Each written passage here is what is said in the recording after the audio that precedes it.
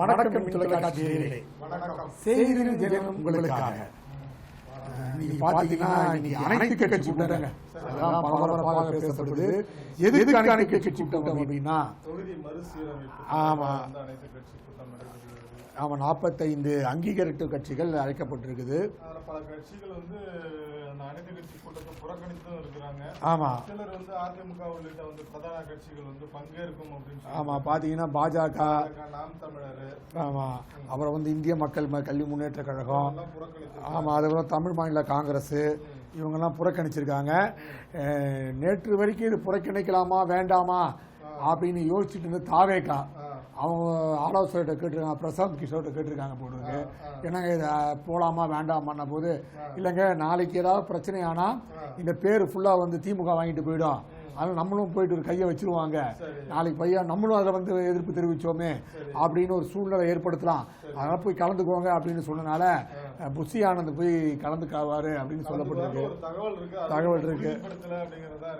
ஆமாம், அதனால் இப்போ வந்து இன்று என்னெல்லாம் பேசுவாங்க அது எல்லாருமே சொல்லுவது போல அது ஒரு செய்தியாக தானே இருக்குது, அது இன்னும் வந்து வரையறுக்கப்படுவதானே உறுதியாச்சா அப்படின்லாம் செய்தியாக இருக்குது. அமித்ஷாவே இல்லைன்னு தான் சொல்லியிருக்காரு உள்துறை அமைச்சர். தேர்தல் கமிஷன் அதை பற்றி எதுவும் பெரிய வார்த்தைகள் எதுவும் சொல்லவில்லை. அப்புறம் எதுக்குங்க நீங்கள் வந்து தேவையில்லாமல் இது பண்ணுறீங்க அப்படின்ற வினாக்களை எழுப்பியிருக்காங்க. அப்படியே பார்த்தீங்கன்னா அது என்ன அப்படின்னா, மக்கள் தொகை அடிப்படையில் பார்த்தாலும் வந்து தமிழக அரசு சொல்கின்ற தகவல் வந்து சரியாக தான் இருக்கு. என்ன அப்படின்னா, மக்கள் தொகை நீங்க சொல்ற மக்கள் தொகை விகிதாச்சார அந்த வந்து விதிகள்லாம் நாங்க ஃபாலோ பண்ணி மக்கள் தொகையை நாங்க கட்டுக்குள்ள வைத்திருக்கிறோம். அதுக்கு தண்டனையா வந்து நீங்க எங்களுக்கு வந்து பரிசா எங்களுடைய மக்கள் தொகையில பரிசா அதை எப்படி ஏற்றுக்கொள்ள முடியும் அப்படிங்கிறது சரியான கேள்வி இருந்தாம இல்ல. விகிதாச்சாரப்படி பார்த்தாலும் கூட வந்து எங்களுக்கான தொகுதிகள் வந்து கம்மியா தான், 20 தொகுதி வரதுக்கு 12 தொகுதிகள் தான் வந்து கிடைக்கும் அப்படின்ற மாதிரி தான் இருக்குது. எதையும் ஏற்றுக்கொள்ள முடியாது அப்படின்னு பாத்தீங்கன்னா, மத்திய அமைச்சர் அமித்ஷா அன்னைக்கு வந்து கோயம்புத்தூர்ல பேசும்போது என்ன சொன்னார் அப்படின்னு பாத்தீங்கன்னா, தமிழகத்துல வந்து எந்த மக்கள் தொகை மக்களவை தொகுதியும் குறைக்கின்ற இது மாதிரி இல்ல, திட்டம் எதுவும் இல்லை அப்படின்னு சொல்லிட்டு இங்க வந்து மக்களவை தொகுதிகள் கூடுமே தவிர குறையாது அப்படின்னு சொன்னாலும் சொல்லிட்டு போயிருந்தாரு. 52 தொகுதிகள் வரும் அப்படின்றாங்க. 52 தொகுதினா நல்ல விஷயம் தான், அப்படிதான் சொல்றாங்க. ஆமா, அப்படிதான் வந்தா அப்படி வரும் அப்படின்றாங்களாம். ஆமா, மற்ற மாநிலங்களுக்கு அதிகமா ஏற்றும் போது வந்து தமிழகத்துல கம்மியா ஏற்றுனீங்கன்னா அதுவும் ஏற்றுக்கொள்ள முடியாது அப்படிங்கறதையும் வந்து பொதுநோக்கர்கள் சொல்றதையும் நம்ம பாக்குறோம். ஏன்னா உத்தரப்பிரதேசம் போன்ற பெரிய மாநிலங்கள்லாம் வந்து ஏற்கனவே 80 தொகுதிகள் இருக்குது, இன்னும் வந்து அதிகமாக்குனாங்க அப்படின்னா மக்கள் தொகை கணக்கெடுப்பு அந்த இதெல்லாம் வச்சுக்க அதிகமாக்குனாங்க அப்படின்னா ஒரு 120 இல்ல 100 வந்துன்னா கூட தமிழகத்துக்கு அதே அளவுக்கு பிரதிநிதித்துவம் வர வேண்டும். அதை விட நீங்க வந்து கம்மியா இது பண்ணீங்க அப்படின்னா வந்து அதை ஏற்றுக்கொள்ள முடியாது அப்படிங்கிற மாதிரிதான் வந்து பொதுநோக்கர்கள் சொல்றதையும் நம்ம வந்து பார்க்க வேண்டி இருக்குது. அதனால என்னன்னா, மாநிலங்களுக்குள் மாநிலங்கள் எந்த இதுவும் வராம வந்து அது சரிசமமா சரி விகிதத்துல வந்து பிரிச்சு தர வேண்டும், அதை வந்து பிரித்து வந்து அதிகப்படுத்தி தர வேண்டும் அப்படிங்கறது தான் நம்ம சொல்ல வேண்டி இருக்குது. ஆமா, அதனால வந்து இந்த கூட்டத்துல வந்து என்ன முடிவெடுக்கப்படும், முதல்வர் தலைமையில் நடைபெறுகிறது, அதிமுக என்ன கோரிக்கை வைக்கும், மற்றவர்கள் என்ன வந்து செயல்படுத்துவார்கள் அப்படிங்கிறத பொறுத்து இருந்தான் பார்க்கணும்னு பார்த்தா, நேற்று வந்து இவர் சொல்லிட்டாருங்க எடப்பாடி, நாங்க எப்போங்க தேமுதிக வந்து ராஜ்யசபா தரோன்னு சொன்னோம், நீங்களா கற்பனை பண்ணிக்கிட்டா அது எங்க வேலையா அப்படின்ற மாதிரி நேற்று அவர் சொல்லிட்டாருங்க அவங்க. அதனால நேற்று பெரிய அதிர்ச்சி தேமுதிகக்கு. ஏன்னா அவங்க வந்து கடந்த வாரம் வந்து யாரு ராஜ்யசபாக்குள்ள போலாம், பிரேமலதா போலாமா, சுதீஷ் போலாமா, பிரபாகரன் போலாமா, யாரு போலாம் அப்படின்லாம் பெரிய பேருக்கு முடிவு பண்றதுல பெரிய பிரச்சனை இல்ல, யாரையாவது ஒருத்தர் கல்வியாளர் அனுப்பலாமா அப்படின்லாம் பயங்கரமா நேற்று வந்து ஆலோசனை நடத்திட்டு இருந்தா, பா உங்களுக்கு நான் எப்ப தரேன்னு சொன்ன நீங்க தான் ஆலோசனை நடத்திட்டு இருக்கீங்க, நான் எதுவும் பேசவே இல்லையாப்பா அப்படின்ற மாதிரி நேற்று குண்டை போட்டாருங்க. அது என்ன அப்படின்னா, நேற்றுக்கு வந்து ஆத்தூர்ல வந்து செய்தியாளர்கள் சந்திப்பு நடந்திருக்குங்க. அதுலதான் வந்து வெறும் தேமுதிகவுக்கு மட்டும் வந்து தடா இல்லை அப்படின்னு பாத்தீங்கன்னா வந்து பிஜேபி கூட மறுபடியும் கூட்டணியா அப்படிங்கிற மாதிரி வந்து அவர் பேசிட்டாரு. என்ன அப்படின்னு பாத்தீங்கன்னா வந்து திமுக தாங்க எங்களுக்கு முதல் எதிரி, அதனால வந்து அவர்களை வந்து வீழ்த்துவதற்காக இருக்கின்ற கட்சிகள்லாம் ஒருங்கிணைத்து வந்து ஓட்டுகளை வந்து சிதற விடாமல் இருக்கிறதுக்கு அந்த கட்சிகள்லாம் மற்ற கட்சிகள்லாம் ஒருங்கிணைத்து தான் வந்து நாங்க வந்து தேர்தலை சந்தித்து திமுக வீழ்த்துவோம் அப்படின்ற பாணியில வந்து நேற்று பேசிக்கிறாருங்க.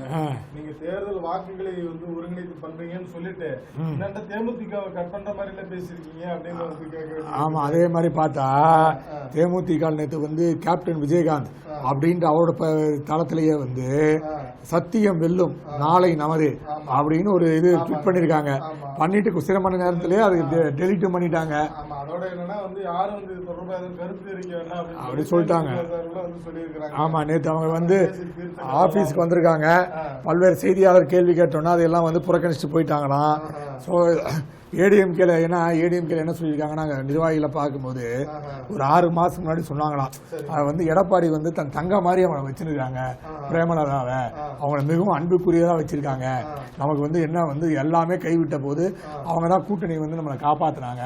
ஸோ அவங்கள வந்து நம்ம எந்த நிகழ்வுலையும் எந்த சந்தர்ப்பத்திலையும் கைவிடக்கூடாது, விட்டு கொடுக்கக்கூடாதுன்ட்டு எடப்பாடி அவர்கள் வந்து பேசுனதா வந்து அந்த முக்கிய அதிமுக நிர்வாகி வந்து நம்ம கிட்ட பகிர்ந்துகிட்டார் அந்த செய்தியை.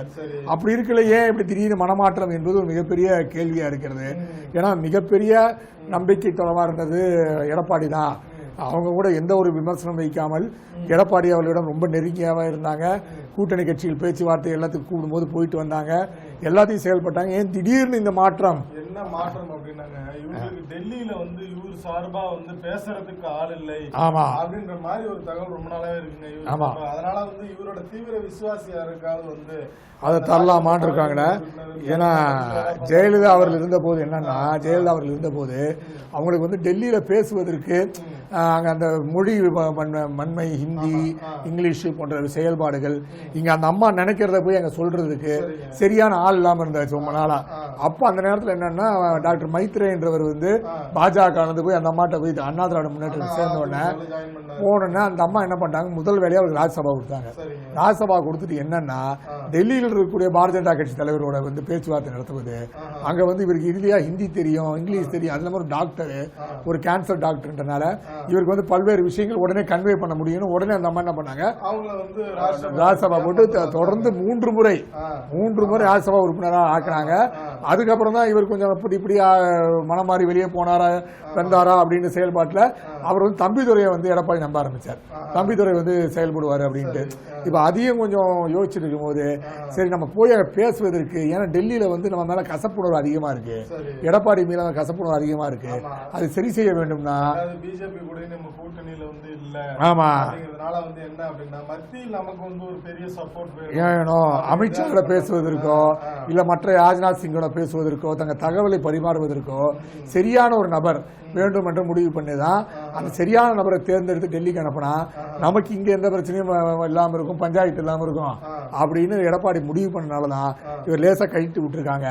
அவன் கைட்டு விட்டாலும் கூட அவன் பதிவை நீக்கினதெல்லாம் பார்த்தா வேற ஏதாவது ஆஃபர் இருக்கலாம் அப்படின்னு முடிவு பண்ணப்பட்டு என்ன ஆஃபருங்கிறது பொறுத்து இருந்தா பாக்கணும்னு சொல்றாங்க. இப்போதைக்கு இவங்க கூட்டணியில வந்து தேமுதிக மட்டும்தான் இருக்குது. ஆமா, அதையும் வந்து இவர்கள் உடனே இது பண்ண முடியாது. ஏன்னா ஏற்கனவே வந்து இவங்க பார்லிமெண்ட் எலெக்ஷன்ல பாத்துட்டாங்க. ஆமா, வந்து நாடாளுமன்றத்தில் வெற்றி கூட்டணி அமைப்போம் அப்படின்னாங்க. கடைசியில தேமுதிக உள்ளிட்ட வந்து கட்சிகள் தான் வந்திருந்தாங்களே தவிர பெரிய கட்சிகள் எதுவும் வரல. அவர் எதிர்பார்த்த வந்து யாரும் வரல, கூட்டணிக்கு வரல. அப்படிங்கும் போது வந்து இருக்கிறதையும் வந்து நம்ம கைவிட்டக்கூடாது அப்படிங்கிற மாதிரி எந்த நிலைக்கு வந்தாலும் வரலாம் அப்படின்னு பார்த்தா நேற்றுக்கு தாங்க வந்து ஒரு அதுதான் வந்து சொல்லியிருக்காங்க. என்ன அப்படின்னா வந்து திமுகவை வீழ்த்தும்படியான கூட்டணி அமையும், கூட்டணியில் யார் யார் பங்கு பெறுவர் என்பது குறித்து 6 மாதங்களுக்கு பின் தான் கூற முடியும். தேர்தலுக்கு இன்னும் ஓராண்டு இருக்கிறது. அதனால வந்து இப்போதைக்கு ஒன்றும் அவசரம் இல்லை. திமுகவை வந்து வீழ்த்துவதற்காக அனைத்து வாக்குகளையும் ஒருங்கிணைக்கின்ற வேலையை நாங்கள் செய்வோம் அப்படின்ற மாதிரி வந்து நேற்று வந்து எடப்பாடி பழனிசாமி சொல்லியிருக்காரு.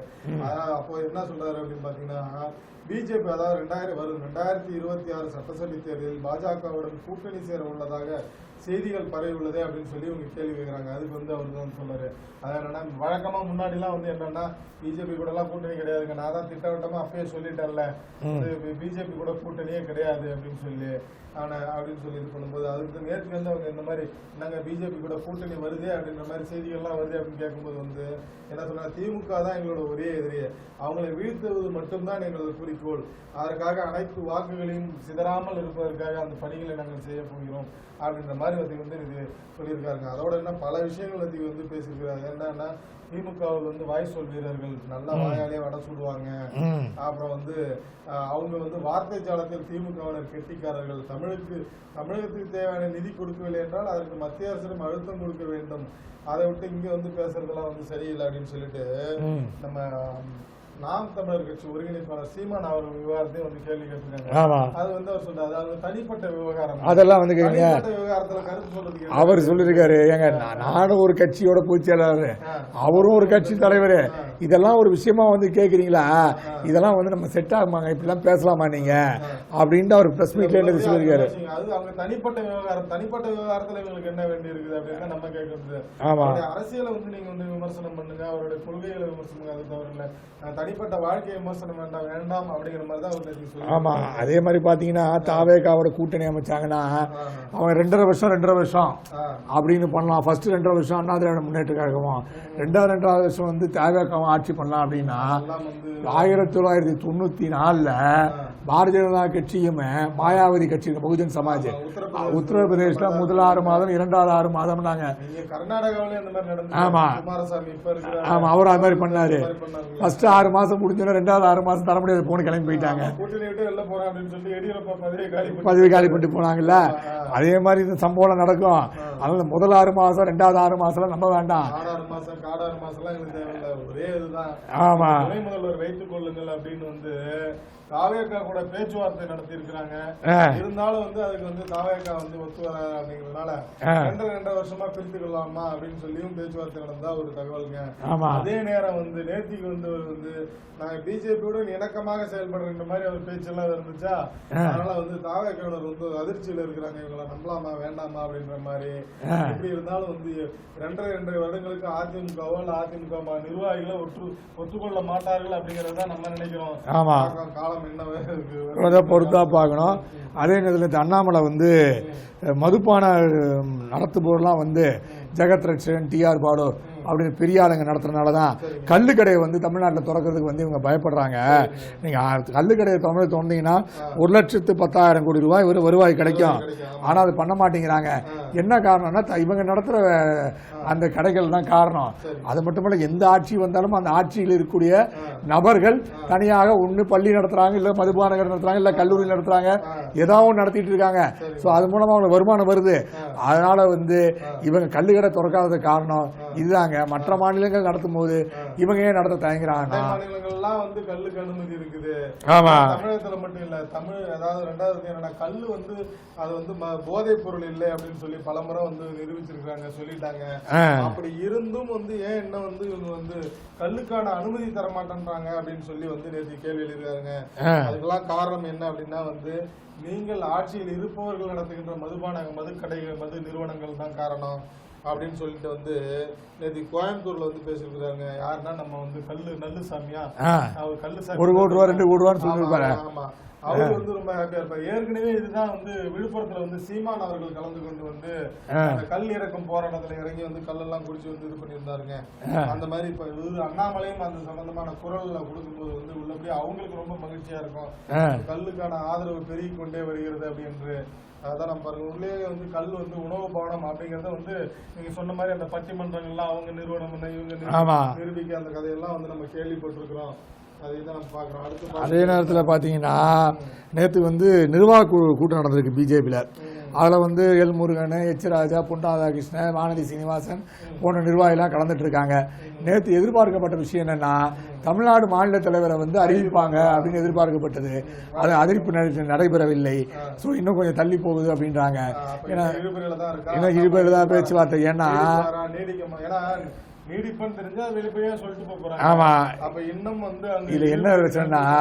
அண்ணாமலை கரெக்டா ஆஃப் பண்ணுறாருங்க.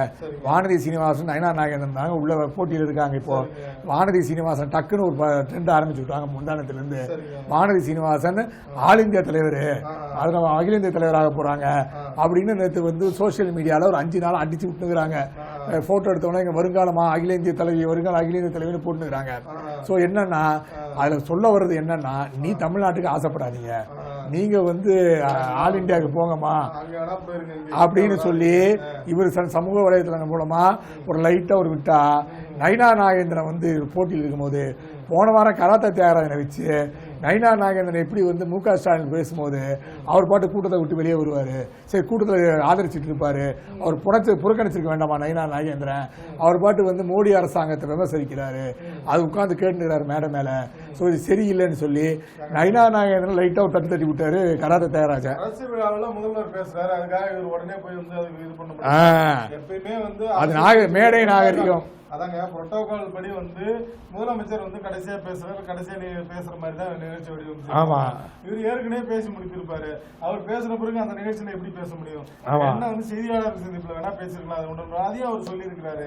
அது வந்து மரியாதை நிமித்தமான அந்த மாதிரி இது பண்ணல. அரசு நிகழ்ச்சி அப்படிங்கிறதுனால வந்து ஒரு மேடை நாகரிகத்தால் நான் அது பேசாம இருந்தேன் அப்படின்னு சொல்லி செய்தியாளர் சந்திப்புல இருக்காரு. இது கண்டிக்கத்தக்கது அப்படிங்கறதையும் அவர் சொல்லி. அதான் இதை வந்து இப்போ லைட்டா ஒன்று கோக்கமா ஆஃப் பண்ணிட்டு இருக்காங்க. அரசியல் பண்ணிட்டு இருக்காங்க அப்படிலாம் நீ இல்ல நீ அதெல்லாம் வந்து ஆஃப் பண்ணி ஒரு மாதிரி போயிட்டு இருக்கிற சூழ்நிலை தான். இப்போ வந்து அண்ணாமலையோட நிலைப்பாடு அவர் எப்படி அறிவிப்பாங்க அப்படின்னு எதிர்பார்த்து கொண்டிருக்கின்றார்கள் அவர் கூட இருக்கிறவங்க. ஸோ இதனால்தான் என்ன என்று ஒரு பரபரப்பான சூழ்நிலை நேற்றும் அறிவிக்கப்படவில்லை. அப்படின்னு பாத்தீங்கன்னா வந்து இந்த மும்மொழி கொள்கை விவகாரம் வந்து முடிந்த பாடு இல்லை அப்படிங்கிற மாதிரி தாங்க பாத்துக்கிட்டு இருக்கு. தொடர்ச்சியா இதை ஒட்டி தான் வந்து இன்னைக்கு அனைத்து கட்சி கூட்டத்திலையும் கண்டிப்பா அதை பத்தி பேசுவாங்க அப்படின்னு பார்த்தாலும் கூட அது வந்து நேற்றுக்கு வந்து முதலமைச்சர் என்ன அப்படின்னு பாத்தீங்கன்னா அந்த அவரோட பிறந்த நாளுக்கு வந்து ட்விட்டர்ல போட்டிருந்தது வந்து அதை கோட் பண்ணி வந்து நேற்று ஒரு ட்விட் போட்டிருக்காங்க. அது என்னன்னா யாரு நம்ம வந்து அக்கா நம்ம தமிழிசை அக்கா வந்து என்ன இது பண்ணிருக்காங்க அப்படின்னா அவங்க வந்து தமிழ், ஆங்கிலம், தெலுங்கு மொழியில வந்து அவருக்கு வந்து முதலமைச்சருக்கு வந்து பிறந்தநாள் வாழ்த்து தெரிவிச்சிருக்கிறாங்க. உடனே வந்து இவரு அதுக்கு பதில் கொடுத்திருக்காரு. அவங்க தெலுங்குல போட்டதே வந்து ஒரு இதுதான் வழக்கமா இந்த சினிமா பாணியில ஒரு குறியீடு அப்படிங்கிற மாதிரி தான் நம்ம பார்க்க வேண்டி இருக்குது. ஏன்னா இவர்கள் வந்து தெலுங்கு அப்படின்ற மாதிரி வந்து வந்து உங்க முன்னோர்கள் தெலுங்கு மாதிரி வந்து சமூக அப்படின்ற மாதிரி எல்லாம் வந்து இது பண்ணிட்டு இருக்காங்கல்ல. அவங்க வந்து தெலுங்குல வந்து வாழ்த்து தெரிவிச்சாங்களா அப்படின்னு சொல்லி சமூக வலைதளம் கேள்வி எழுப்பிட்டு இருந்தாலும் கூட வந்து அதை வந்து முதலமைச்சர் கரெக்டா இது பண்ணிட்டு எனக்கு தெலுங்கு தெரியாது, தெலுங்கு தெரிஞ்சது அப்படின்னு சொல்லிட்டு தெலுங்கு மொழியில் வாழ்த்திருக்கிறார் அப்படின்னு சொல்லிட்டு எனக்கு தெலுங்கு தெரியாது, நான் படித்ததும் இல்லை அப்படின்னு சொல்லிட்டு நீங்க மும்மொழியில வாழ்த்து தெரிவிச்சீங்க. உள்ளபடியே எனக்கு வந்து ரொம்ப மகிழ்ச்சி தான். ஆனா அதுலயும் பாத்தீங்களா ஹிந்தி கிடையாது, இதுதான் வந்து தமிழ்நாட்டோட உணர்வு அப்படின்னு சொல்லிட்டு வந்து நீங்க வந்து அதையும் போய் வழிய போய் கத்துக்கணும்னு அவசியம் இல்ல. அந்தந்த தேவைகள் உங்களுக்கு உங்களுக்கு தேவைப்பட்டால் அதை கற்றுக்கொள்ளலாம் அப்படின்னு சொல்லி வந்து நீங்க தெலுங்கானாவில் வந்து ஆளுநரா இருந்தீங்க. அதனால அந்த வந்து மொழி வந்து கற்றுக்கணும்னு உங்களுக்கு தேவைகள் இருந்துச்சு. அதனாலதான் நீங்க அதை கத்துக்கிட்டு இருக்கீங்க. இதைத்தான் நாங்களும் சொல்றோம். எந்த இதா இருந்தாலும் தேவை இருந்தால் படிக்கட்டும், வழிய போய் திணிக்க வேண்டாம் அப்படின்னு சொல்லிட்டு உள்ளபடியே மகிழ்ச்சி அப்படின்னு சொல்லிட்டு வந்து இன்னொரு விஷயத்தை சொல்லியிருக்காரு. அதாவது திமுகவினர் நடத்தும் பள்ளிகளில் மட்டும் வந்து ஹிந்தி கற்றுத்தரப்படுகிறது அப்படின்னு சொல்லி வந்து விமர்சனம் செய்கின்றீங்க. நாங்க சொல்லட்டுங்களா, பரம்பரை பாஜகவினர் எத்தனை வந்து கல்வி நிறுவனங்கள் நடத்திருக்காங்க அப்படின்னு சொல்லி வந்து நாங்க சொல்லுவோம். அது எங்கள் நோக்கம் கிடையாது அப்படின்னு சொல்லிட்டு நாங்க ஒன்றும் சும்மா நடத்தலைங்க. சிபிஎஸ்இ ஸ்கூல்லாம் நீங்க வந்து கவர்மெண்ட் மத்திய அரசு வந்து அனுமதி கொடுத்ததாலதான் நாங்க நடத்துறோம் அப்படின்னு சொல்லி வந்து இதுக்கெல்லாம் காரணம் மத்திய அரசின் கல்விக் கொள்கை தான் காரணம். சிபிஎஸ்இ பள்ளிகள் நாங்க நடத்துறோம் அப்படின்னா அதுக்கு காரணமே மத்திய அரசோட கல்விக் கொள்கை தான், மற்றபடி வேற எந்த கட்சியினர காரணம் இல்லை அப்படின்னு சொல்லி முதலமைச்சர் வந்து நேற்றுக்கு வந்து அவர் சொல்லியிருக்காருங்க. நம்ம என்ன கேட்கிறோம் அப்படின்னு பாத்தீங்கன்னா வந்து சரிங்க மத்திய அரசோட கல்விக் கொள்கை அப்படின்னா மாநில அரசு இதுக்குள்ள அனுமதி தரணும்ல, சான்றிதழ் தரணும், அதெல்லாம் வந்து நீங்க ஏன் வந்து இது பண்ணணும், அதை நீங்க தடை பண்ணிருக்கலாமே சிபிஎஸ்இ தேவையில்ல. இல்ல மாநில அரசின் பாடத்திட்டத்திலேயே வந்து நீங்க வந்து இல்ல இருக்கட்டும் எங்களுக்கு இருமொழி கொள்கையே போதும், அரசு பள்ளி மாணவர்களாக இருந்தாலும் சரி தனியார் பள்ளி மாணவர்களாக இருந்தாலும் சரி எங்களுக்கு இருமொழி கொள்கையே போதும், மும்மொழி கொள்கை எங்களுக்கு தேவையில்லை அப்படின்னு சொல்லி அறிஞர் அண்ணா வழியில் நீங்க நடந்திருக்கலாமே, அறிஞர் அண்ணா வழியில சிபிஎஸ்இ பள்ளிக்கு வந்து நீங்க வந்து மறுப்பு தெரிவிச்சிருக்கலாமே அப்படின்னு சொன்னா இல்ல அப்படிலாம் இல்ல, இது வந்து மத்திய அரசோட கல்விக் கொள்கை தான் காரணம் அப்படின்னு சொல்லி வந்து அவர் சொல்லியிருக்காரு. பாஜக சொல்றதையும் நம்ம சொல்ல வேண்டும். அதே மாதிரி இன்னொரு விஷயம் பாத்தீங்கன்னா அவர் வந்து இந்த பரம்பரை பாஜகன்றார்ல, அது என்னன்னு அவர் சொல்ல வர்றாருன்னா ஜெய்கோபால் கரோடியா அப்படின்னு விஸ்வந்த பரிஷத்தோட ஸ்கூல் ஒன்று இருக்கு. அது இல்லாம RSS விவேகானந்த வித்யாலயா இருக்குங்க. இதெல்லாம் வந்து RSS கட்டுப்பாட்டில் இருக்கிறது, VHP கட்டுப்பாட்டில் இருக்கிறது. இவர் அதை தான் சொல்ல வர்றாரு. அவங்க நாங்க சொல்லட்டுமானா அவங்க என்ன வந்து மும்மொழி கொள்கை இல்லாம உங்களோட இருமுறை கொள்கை எடுத்துக்கிறாங்களா? அவங்களும் மும்மொழி கொள்கை சிபிஎஸ்இ தான் எடுத்துக்கிறாங்க. அவங்க வந்து கொள்ளை அடிக்கிறாங்களா என்ன பண்றாங்க? நீங்க வந்து உங்களோட பள்ளி சயின்ஸ்ல இருந்து என்ன சொல்லப்படுது, நீங்க கொள்ளை அடிக்கிறீங்க அப்படிதான் சொல்ல வராங்க. ஆனா அதையெல்லாம் நாங்க வந்து நான் சொல்லட்டுமானா ஒருவேளை எப்படி இருக்கலாம்னா உங்க திமுக வந்து பிஜேபி சேர்ந்துருக்கலாம். அப்ப இவங்க ஜெய்கோபால் கரடியோட மட்டும் ஃபீஸ் வாங்க மாட்டாங்களோ? அது வந்து ஃபீஸ் வாங்குறது என்னன்னா ஒரு சரிய நிகரான அந்த கல்வி திட்டங்கள்ல சொல்லப்படுற ஃபீஸ் தான் வாங்குவாங்க. அளவான மாணவர்களுக்கு அளவான ஃபீஸ் தான் வாங்குறாங்க. அதுதான் சொல்ல. அதாவதுங்க அவங்க தான் ஹிந்தி சொல்லி தரோன்றதை ஒத்துக்கிறாங்களே, நீங்க தான் மறைக்கிறீங்க. இப்ப அதுல என்ன பெரிய விஷயம்? இப்ப சொல்றது என்னன்னா, நாங்க தான் ஹிந்தி சொல்லி தரோம்னு அவங்க தான் சொல்றாங்களே, நீங்க தான் ஹிந்தியே வந்து எதிர்க்கிறோம்னு சொல்றேன். நீங்க தான் உங்களுக்கு இவ்வளவு பிரச்சனையா இருக்குது. அதனால இந்த RSS கூடிய சொல்லி பள்ளிகளை தான் சொல்ற. ஒருவேளை திமுக இருந்தவர்கள் பல பேர் பிஜேபி இணைஞ்சிருக்காங்க இல்லையா? சொல்றாங்க என்ன அப்படின்னா, இவர் பரம்பரையா இருந்தாங்களே, இதுலதான் நீங்க பரதேசின்னீங்க, பண்டாரம். ஆமா, இவங்க எப்படியா பண்டாரம் பரதேசி எப்படியா வந்து பரம்பரையா கல்வி நிறுவனம் நடத்துறதுக்கு வாய்ப்பு இருக்குது? ஆமா கேட்டா, ஒருவேளை மாற்று கட்சியில இருந்து வந்தவங்க இல்ல வந்து அவங்களுடைய தனிப்பட்ட செல்வாக்குல வசதி வாய்ப்புகளோட இருந்தவங்க இப்ப பிஜேபியில இருந்து நடத்தலாம், ஒருவேளை அப்படி நடத்தலாம் அப்படிங்கறது தான் வந்து நம்ம பார்க்க வேண்டியிருக்குது. ஆமா, அதே நேரத்தில் பாத்தீங்கன்னா தமிழகத்தில் மதமாற்றம் அதிகம் அப்படின்னு சொல்லி இந்து முன்னணியோட காடேஸ்வரா சுப்பிரமணியம் சொல்லியிருக்காரு. அது இல்லாம என்ன பண்ண போறாங்கன்னா, திருப்பரங்குன்றம் அந்த நிகழ்வு இருக்கு பத்தியில, அந்த நிகழ்வை வந்து அப்படியே பேக் பண்ணி ரெடி பண்ணி அடுத்த தேர்தலில் கொண்டு போலான்ட்டு இந்து அமைப்புகள் முடிவு பண்ணியிருக்காங்க. அந்த வகையில் பார்த்தீங்கன்னா மதுரையில் வர்ற 22ஆம் தேதி, ஜூன் 22ஆம் தேதி 5 லட்சம் பேரை நாங்கள் இந்துக்களை கூட்ட போறாங்க. திருப்பரங்குன்றத்தை காப்போம்னு சொல்லி நாங்கள் கூட்ட போறோம். அது என்ன காரணம்னா, தமிழகத்தில் ஏற்கனவே மதமாற்றம் அதிகமாகி கொண்டே இருக்கிறது. இதை நம்ம தடுக்க வேண்டும். அது மட்டும் இல்லை, இந்து முருகர் கோயில்களில் வந்து பலதையும் வந்து அறங்காவலத்துறை வந்து பல்வேறு பிரச்சனைகள் செய்து கொண்டிருக்கின்றார்கள். இதையெல்லாம் நம்ம சரி செய்ய வேண்டும் என்பதற்காக ஒரு மாபெரும் முருகர் மாநாடு நாங்கள் நடத்த போறோங்க. அந்த மாநாட்டில் வந்து இந்த மாதிரி நீங்க பயணிகள் நடத்துறீங்க பாருங்க, சொதப்பலான மாநாடு, அதெல்லாம் இல்லாம பக்கா மாநாடு நடத்த போறோம்.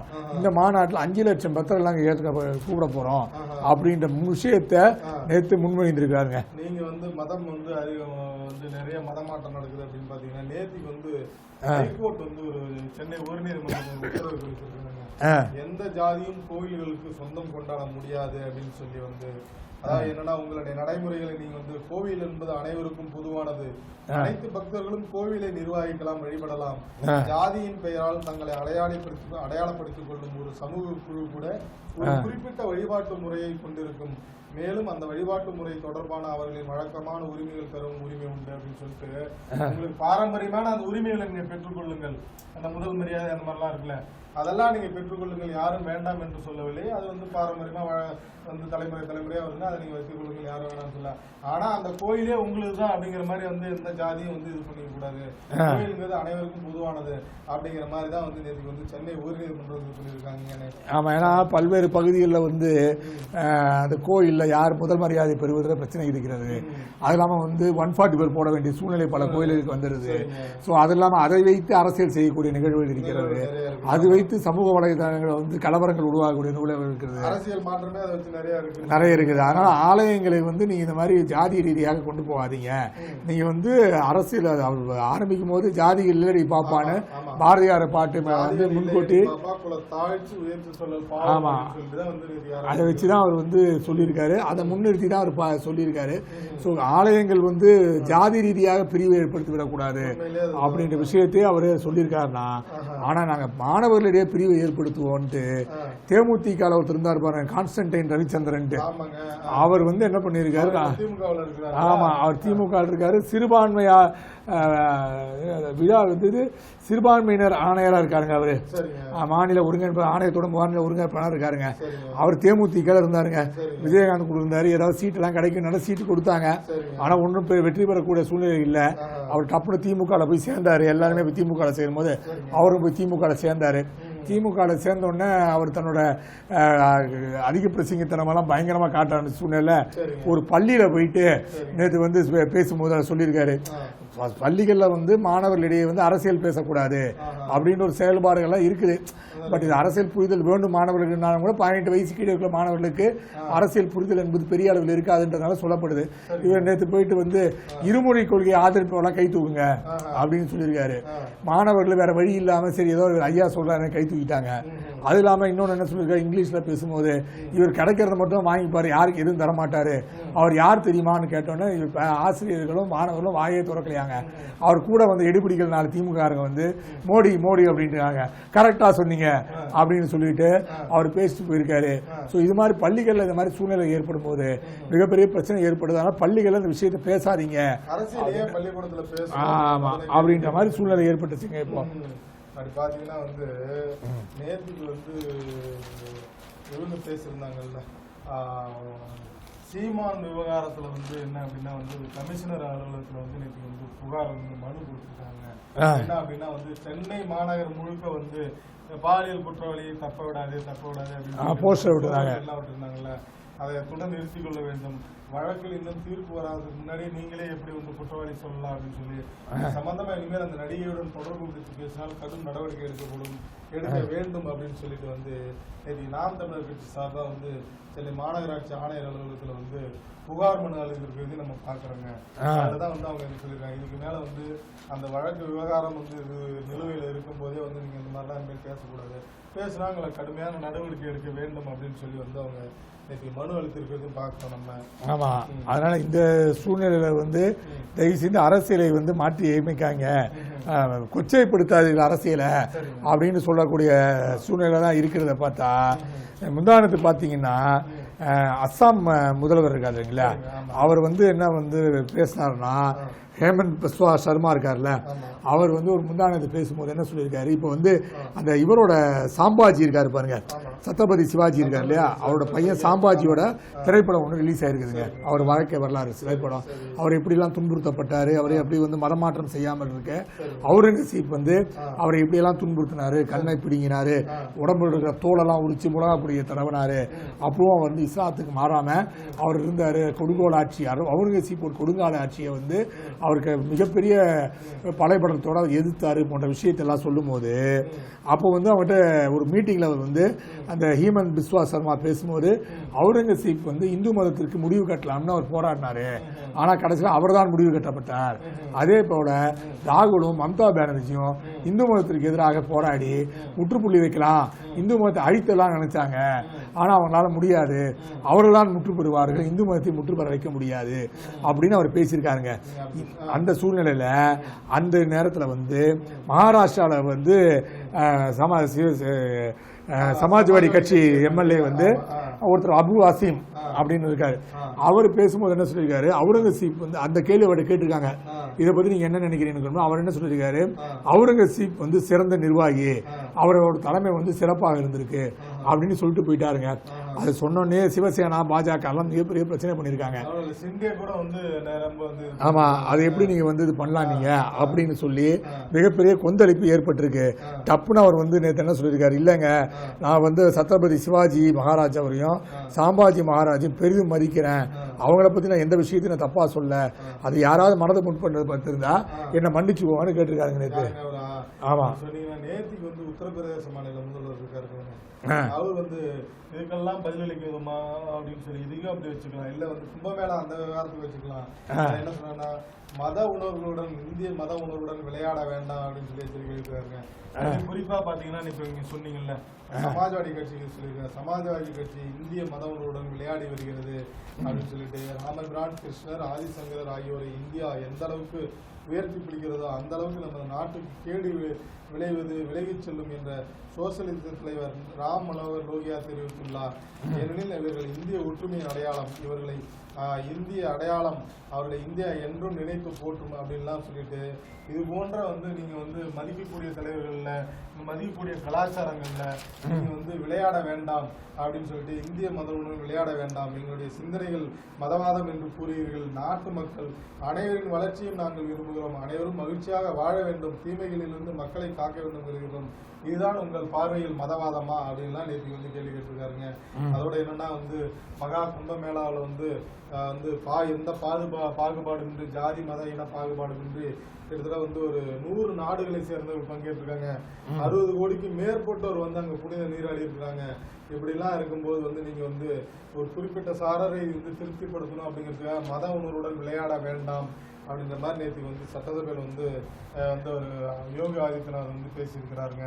கண்டிப்பாக பல்வேறு செய்திகளை இன்று பார்த்தோம். மீண்டும் நாளை சந்திப்போம். அதில் நன்றி, வணக்கம். நன்றி, வணக்கம்.